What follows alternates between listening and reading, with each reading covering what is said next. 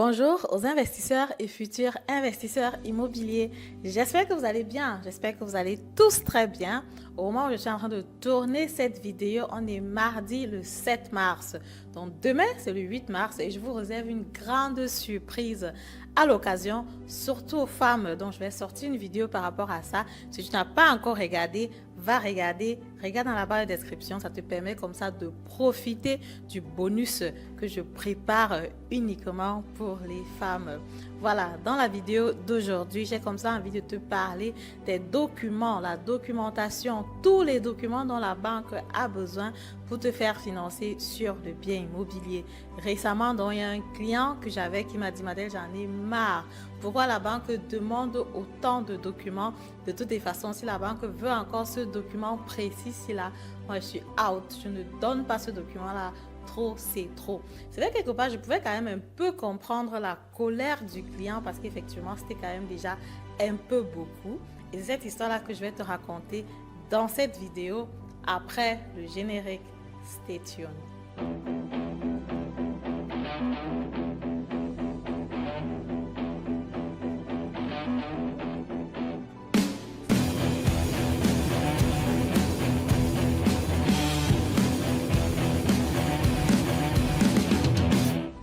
Alors, salut à toi. Si tu es nouveau sur ma chaîne et que tu ne me connais pas encore, mon nom c'est Madeleine Intedem. Je suis investisseur immobilier, entrepreneur dans le domaine de l'immobilier, que ce soit au Cameroun, que ce soit ici en Europe, en Allemagne. J'ai réussi à me construire un patrimoine assez important. Donc, si toi aussi tu veux que je t'accompagne dans cette belle aventure qu'est l'investissement immobilier, tu me contactes tout simplement. Les informations sont en barre de description. Ce que je te propose, premièrement, c'est un coaching où tu peux profiter comme ça de mon expérience, parce que là, je suis à une dizaine d'années d'expérience dans le domaine de l'immobilier. Si tu veux aller plus vite, si tu as une question précise à me poser par rapport à un investissement que tu veux faire, prends ta séance de coaching tout simplement. Je me ferai un plaisir de te répondre là-dessus. Si par exemple tu remplis déjà toutes les conditions et que tu veux que je te présente des biens immobiliers lucratifs, locatifs qui se trouvent dans mon réseau, et aujourd'hui, j'ai fait un post justement par rapport à ça parce que je suis trop contente d'un de mes clients qui a eu le financement pour son deuxième bien immobilier. La semaine dernière, les deux biens immobiliers l'a pris dans mon réseau et du coup, c'est tout simplement génial, quoi. Si tu veux que je te présente aussi ces offres pour que tu puisses investir là-dessus, tu me contactes. Les informations sont en barre de description. Et pour finir, j'ai aussi une formation en ligne, un livre que j'ai écrit, un livret, le guide d'investisseurs immobiliers. Ici en Allemagne, toutes les informations, voilà, tu connais déjà où les trouver. Alors, dans la thématique d'aujourd'hui, je vais comme ça faire la vidéo en deux parties. Il est important de faire en deux parties parce que selon le statut que tu as, la banque va demander différents documents. Statut dans numéro 1, tu es un investisseur immobilier, tu n'as jamais investi, voilà, tu es vierge, quoi, si on peut dire ça comme ça, tu veux te lancer sur ta première acquisition. La banque demande toujours des informations personnelles, donc ce sont tes informations à toi, et aussi elle va demander des informations concernant le bien immobilier que tu veux acheter. Bon, cette partie-là, c'est un peu comme la partie de l'agent immobilier ou alors du vendeur. Quand tu prends un bien immobilier dans mon réseau, ça, c'est pas un problème parce que là, j'ai déjà toute la documentation dont la banque a besoin, que ce soit le titre foncier, les protocoles, les plans de gestion, le plan de la maison, tout ce dont la banque a besoin, j'ai déjà à disposition. Maintenant, ce sera pour tes informations personnelles. La banque a besoin de quoi? La banque a besoin de savoir, OK, quelle est comme ça ta carte de séjour, quel est le type de séjour que tu as ici en Allemagne. Ça joue un rôle important parce qu'effectivement, selon le type de séjour que tu as, la banque sait si par exemple tu veux rester sur le territoire ou alors si tu veux partir bientôt. C'est pour ça qu'en général, plusieurs banques vont exiger soit la nationalité allemande ou alors un séjour à durée illimitée. Ça permet tout simplement de savoir que tu es un citoyen sur le terrain et puis voilà, si quelque chose se passe mal sur le financement ou alors bien qu'on sache où te trouver. Le deuxième document que la banque va demander sont tes 3 derniers bulletins de paye parce qu'effectivement, comme tu dois le savoir, tu dois avoir un salaire important, un salaire correspondant pour pouvoir investir sur l'immobilier. Donc du coup, il faut que la banque regarde tes 3 derniers de paye pour voir, est-ce que tu as vraiment ce salaire-là? Est-ce que tu as passé la période de décès? C'est très important. Est-ce que tu n'es pas en train de te faire renvoyer par le boulot? Parce qu'effectivement, c'est généralement écrit sur ton bulletin de paye. Quand est-ce que tu as commencé et à partir de là, on peut rapidement savoir est-ce que tu as déjà passé la période d'essai ou alors est-ce qu'on est en train de te faire partir ou pas parce qu'en général, si tel est le cas, c'est aussi marqué sur ton bulletin de paye. Le troisième document dont la banque aura besoin, c'est comme ça, tout est relevé de compte bancaire, voilà, pour les 3 mois précédents. Les 3 derniers relevés de compte bancaire, c'est plus juste pour voir les mouvements bancaires que tu fais. Est-ce que tu reçois beaucoup d'argent? Est-ce que tu fais des sorties? Bref, est-ce que c'est normal en fait les sorties que tu as? Il faut que la banque regarde quelles sont tes entrées, ton salaire, quelles sont tes sorties, ton loyer. Est-ce que ton compte est en plus ou en minus? Je profite directement pour demander aux personnes dont les comptes sont en dispo, quelque chose comme ça. La banque n'aime pas voir ça. C'est un no-go pour la banque. Arrange-toi à ce que ton compte soit en plus, que ce soit... Et puis, je vais vous donner un secret dans cette vidéo, effectivement. Que ton compte soit à plus 100 euros ou alors que ton compte soit à plus 1000 euros, c'est tout simplement la même chose. Il suffit de te priver tout simplement peut-être un mois et tu décides que à partir de ce moment, quand mon compte est à plus 1000 euros, pour moi c'est un peu comme si tu es à zéro, quoi. Ça t'empêche d'aller dans le dispo crédit. Et j'ai discuté avec d'autres clients qui étaient plutôt hardcore. Dans la période où ils étaient étudiants, ils ont tellement pioché dans le dispo crédit, ça les a tellement coûté cher que maintenant ils ont décidé de demander à la banque que je ne veux plus de dispo crédit. Ne me donne plus la possibilité de prendre de l'argent en plus, quoi. Donc du coup, le compte est forcément soit à 0 ou à plus. Mais comme je te dis, si tu as la possibilité de garder ton compte à plus 100 euros, tu peux aussi le garder à plus 1000 euros. Il suffit de t'habituer que tu veux toujours voir ton compte avec minimum 1000 euros dedans et le tour est joué, quoi. Le quatrième document que la banque va donc te demander aussi, c'est ce qu'on appelle le rent and info, donc l'information par rapport à le moment où tu vas aller en retraite, quel est le salaire que tu auras, ou bien qu'est-ce qu'est le montant de la retraite que tu auras quand tu vas aller en retraite. Et aussi naturellement pour savoir comment on planifie l'investissement, est-ce que l'investissement va jusqu'à l'âge de ta retraite. Qu'est-ce que tu auras à l'âge de la retraite? Parce que c'est important de savoir est-ce que tu pourras encore payer tes traites à l'âge de la retraite, par exemple. Donc, du coup, cette information, ce document de Rent and Info est très important. Il y a des personnes qui ne l'ont pas souvent à la maison, mais en général, tu le reçois une fois par an, par poste. Le montant qui est généralement écrit dessus est dérisoire. C'est pour ça que c'est très important, dès aujourd'hui, quand tu es encore jeune, de penser à ta retraite et de réfléchir par rapport à comment tu vas faire pour couvrir le déficit par rapport à ce moment-là. Donc, c'est très, très important. Le cinquième document, je pense que je n'ai rien oublié.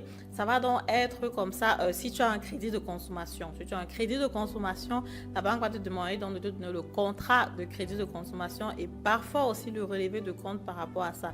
Parce qu'il faut qu'on sache, quel est le montant de crédit de consommation qui te reste comme ça à payer, parce qu'effectivement si tu as un crédit de consommation en général, c'est pas bon pour la banque. Il faut que le montant soit bas pour qu'on puisse te financer, mais après il faut qu'on sache est-ce que le contrat, c'est quoi le contrat, est-ce que tu payes, est-ce que tu rembourses ton crédit, quel est le reste de la dette qu'il y a par rapport à ça, etc., etc. Ce que certaines banques demandent aussi, ce ne sont pas toutes les banques qui demandent ça, c'est par exemple ton contrat de bail, parce que le contrat de bail, ça fait justement partie d'une des grosses dépenses que tu as ici en Allemagne. Donc, c'est pour ça que c'est conseillé que ton loyer ne doit jamais dépasser les 1/3 de ton salaire, quoi. Donc, et justement, vu que le loyer, généralement, c'est une grosse dépense, il y a des banques qui demandent aussi à avoir le contrat de bail. Sinon, c'est que si tu n'as jamais investi et que tu n'as pas de crédit de consommation, ça va assez vite, quoi. Tous ces documents-là, tu les as généralement à la maison, que ce soit ta carte d'identité, ton passeport, les 3 derniers bulletins de paye, tes relevés de compte bancaire. En général, ce sont les documents que tu as à la maison. Donc, quand tu vas fournir ça à la banque, et comme je dis, si c'est un bien qui est dans mon réseau, ou alors si c'est un bien que tu prends à un agent immobilier, moi, de mon côté, je fournis toutes les informations concernant le bien immobilier à la banque pour qu'on puisse donc te faire un financement en ce moment-là. Là, c'est donc pour une personne qui n'a pas de bien immobilier, qui est vierge, qui se lance pour la première fois. Maintenant, allons dans le cas de figure. Allons dans le deuxième cas de figure que je veux te présenter dans cette vidéo.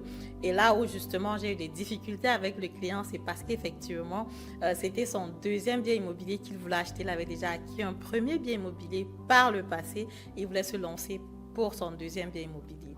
En plus de toutes les informations que je viens de dire là, justement, la banque aura besoin de savoir, ok, est-ce que le premier bien immobilier, est-ce que ça fonctionne? Parce qu'effectivement, il faut qu'on sache, est-ce que lui, il a fait une bonne affaire au début, ou est-ce que c'était plutôt une mauvaise affaire? Donc, en plus des informations que j'ai demandées, la banque a besoin de savoir quelles sont les informations par rapport à ton premier bien immobilier. Et lui, justement, il avait un premier bien immobilier. La banque va demander à ce moment-là à voir, ok, quel est le contrat que tu as signé pour ton premier bien immobilier, le titre foncier de ton premier bien immobilier. Si le bien immobilier est en location, quel loyer que tu reçois de ça? Donc, il faut que tu fournisses aussi le contrat de bail par rapport à ton premier bien immobilier. Donc, du coup, ça fait plusieurs informations en même temps parce qu'effectivement, j'ai dit, OK, si tu as déjà présenté le contrat sur l'achat de la maison, si tu as déjà présenté le contrat de bail, ça se voit dans ta carte d'identité que tu n'habites pas à cet endroit-là. Pourquoi encore le titre foncier? Et parfois, la banque exige un titre foncier qui n'est pas vieux de plus de 3 mois. Parfois, c'est difficile quand même à trouver, surtout si tu as déménagé ou bien si tu as changé de commune. Ça peut être chaud. Bon, c'est vrai que ça dépend de banque en banque. Il y a certaines banques qui demandent juste que tu montres un document qui prouve que tu as changé, que tu es propriétaire en fait de ce bien immobilier-là. Et en plus, pour terminer, donc ça c'était la cerise sur le gâteau, ce qui a vraiment énervé mon client, c'est que justement, en faisant donc, de l'année passée à cette année, il a décidé d'augmenter les name costs du locataire. Parce qu'effectivement, c'était conseillé de le faire avec le chauffage qui est en train de devenir cher, la crise entre l'Ukraine et tout ça. Il s'est dit, OK, avant que l'année prochaine, en faisant le bilan de l'année, je n'ai par exemple à demander à mon locataire de payer un fort montant en fin d'année par rapport à sa consommation énergétique. C'est mieux que j'augmente directement le loyer cette année pour l'année prochaine. Et directement, donc, elle a augmenté le loyer naturellement. Quand la banque regarde les documents, la banque dit, mais tiens, on se rend compte que l'année passée, le locataire payait plutôt tel montant. Et maintenant, cette année, le locataire paye plutôt un montant X, paye le même montant plus X. Pourquoi? Est-ce qu'on peut expliquer? Donc, du coup, à ce moment-là, il a dit, merde, Madeleine, qu'est-ce que ta banque veut de moi encore? C'est clair que j'ai augmenté le loyer. Et puis, directement, la banque dit, OK, est-ce que tu peux donc nous envoyer un contrat d'augmentation de loyer? C'est vrai que ce n'était pas une grande augmentation. Ce n'était pas cette augmentation-là qui allait faire jusqu'à ce que soit sa crédibilité allait trop augmenter, bien ça allait trop chuter. Mais comme je dis toujours, parfois, les banques qui proposent les bons taux d'intérêt ont souvent des exigences énormes. Comme je dis souvent, parfois, si la banque a la possibilité d'entrer dans tes sous-vêtements pour voir ce qui se cache à l'intérieur, j'ai vraiment l'impression qu'elle va entrer naturellement sur le plan financier. Donc, du coup, voilà, finalement, la banque proposait un taux d'intérêt qui était vraiment excellent avec un taux de remboursement. Finalement, je lui ai dit, OK, on n'a pas d'autre choix que de fournir ce document-là. Il a dit, OK, d'accord, il va le faire. Et quand il a fait, le financement a été validé. Naturellement, quand le financement est validé, tout le monde est content parce que les traites qu'il fallait payer à la banque étaient même moins de ce qu'on avait prévu, vu qu'effectivement, au moment où on entrait le dossier, les taux d'intérêt étaient encore un peu plus élevés qu'au moment où le dossier a été validé. Donc, du coup, voilà, il y a un peu d'embûches sur le parcours, mais finalement, tout finit bien. Et l'acquisition va donc se faire voilà, dans les prochains jours sans souci. Et puis voilà, donc finalement tout est bien qui finit bien. Comme on dit souvent, l'acquisition a eu lieu, tout s'est bien passé. L'acheteur est content, le code de contrat de la banque c'était OK. Et puis voilà, c'était ça donc que je voulais partager avec vous dans cette vidéo. Si tu es investisseur immobilier, sois prêt à prêter tes documents. Si tu as déjà fait des acquisitions par le passé, il faut avoir ces documents-là classés en bonne et due forme parce que pour tes prochaines acquisitions, la banque va toujours te demander les informations relatives à les acquisitions précédentes. Maintenant, parfois tu peux te dire, OK, pourquoi la banque demande ça? Parfois quand la banque a besoin de prendre peut-être un bien précédent comme garantie ou alors comme hypothèque, ça peut plus se comprendre. Mais juste comme ça, là, la banque demande toujours quand même pour voir un peu, OK, ça c'est quel type de personne? Est-ce que c'est une personne à risque? Est-ce que c'est une personne qui a moins de risques? Est-ce que son premier bien immobilier a pris en valeur?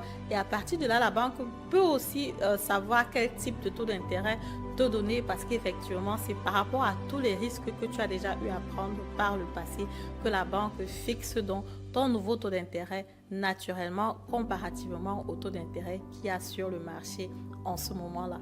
Voilà, c'est donc ce que je voulais partager avec vous dans cette vidéo. Si la vidéo vous a plu, comme d'habitude, je vous invite donc à me mettre un pouce en haut, commenter la vidéo, partager massivement la vidéo et on se dit à très bientôt pour la prochaine vidéo. Au revoir.